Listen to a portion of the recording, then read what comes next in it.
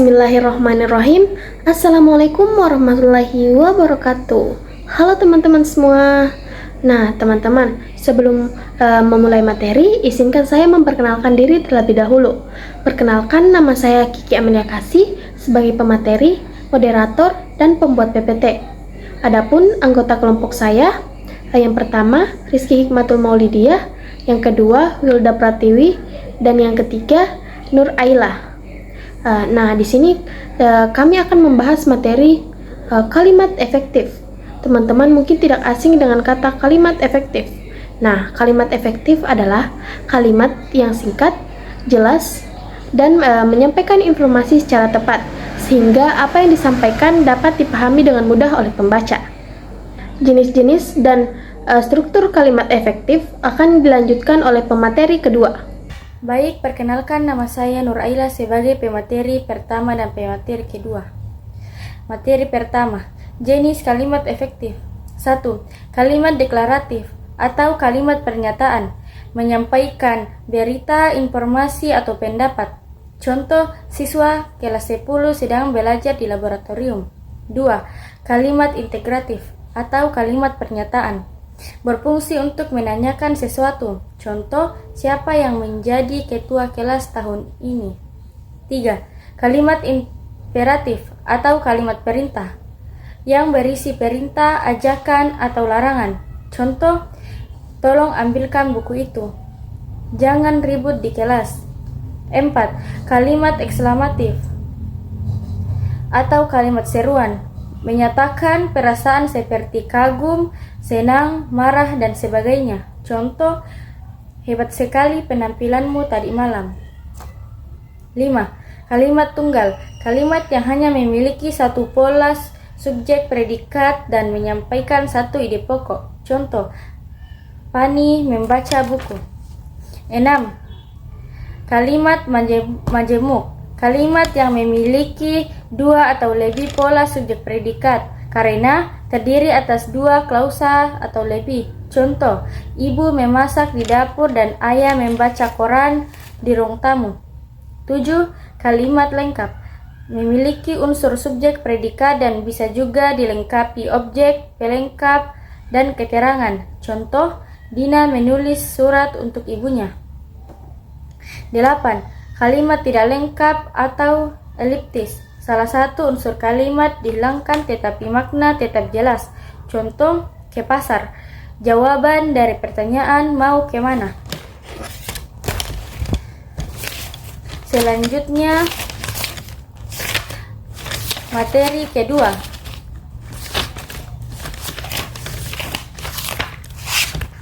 Struktur kalimat efektif.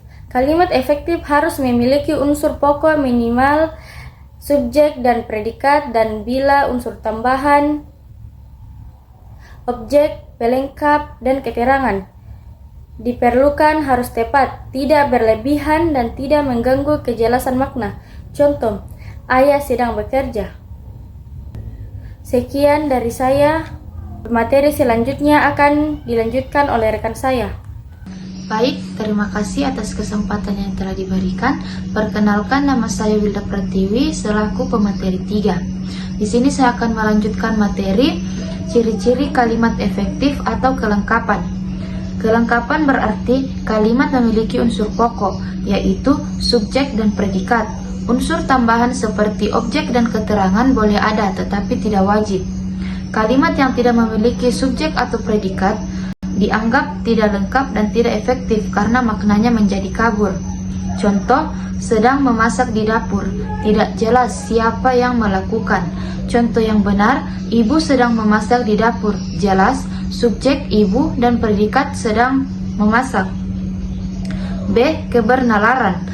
Kebernalan berarti kalimat masuk akal dan sesuai dengan logika bahasa serta kenyataan. Kalimat tidak boleh menampilkan hubungan makna yang mustahil secara logis. Contoh, meja itu berlari ke taman, tidak logis, meja tidak bisa berlari. Contoh yang benar, anak itu sedang berlari ke taman, logis dan sesuai kenyataan. C. Kecermatan. Kecermatan berkaitan dengan ketetapan penggunaan kata atau diksi agar makna kalimat tidak ganda atau rincu. Kata yang digunakan harus tepat, spesifik, dan sesuai konteks. Contoh, siswa memukul temannya dengan tangan nakal. Tidak jelas, yang nakal siswa atau tangannya. Contoh yang benar, siswa nakal itu memukul temannya dengan tangan.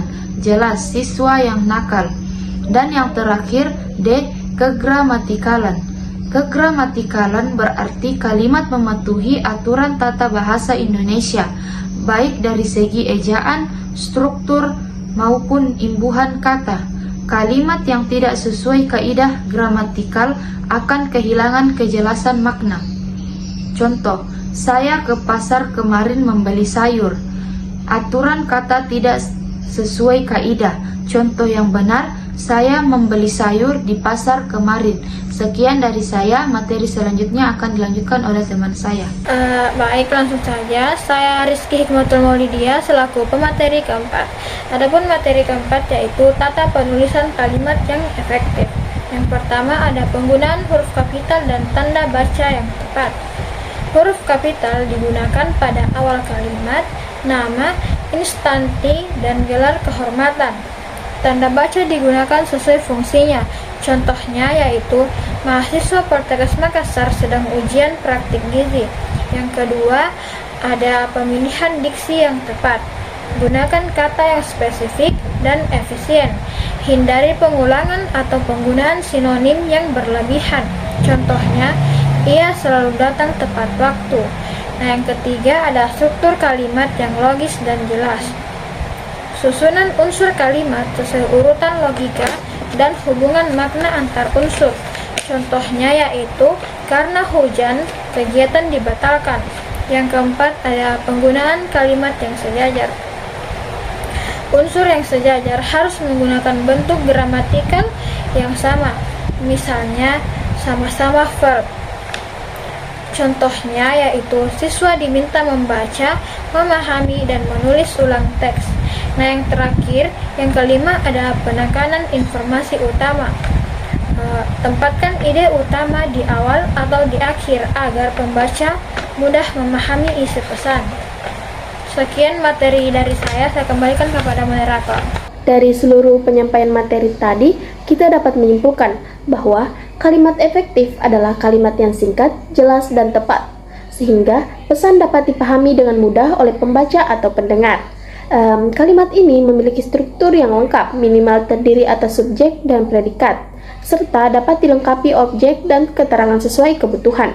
Agar menjadi efektif, kalimat harus memenuhi unsur kelengkapan, kebernalan, kecermatan, dan kegramatikalan, serta memperhatikan penggunaan huruf kapital, tanda baca, dan pilihan kata yang tepat.